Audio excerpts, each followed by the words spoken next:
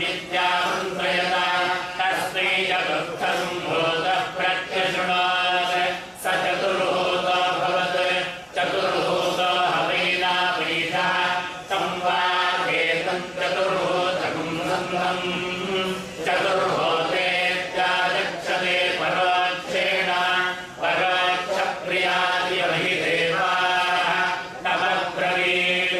त्वं वै मेने तिष्ठकं भूतः प्रत्यश्रौषि त्वयैनानाख्यातारहिते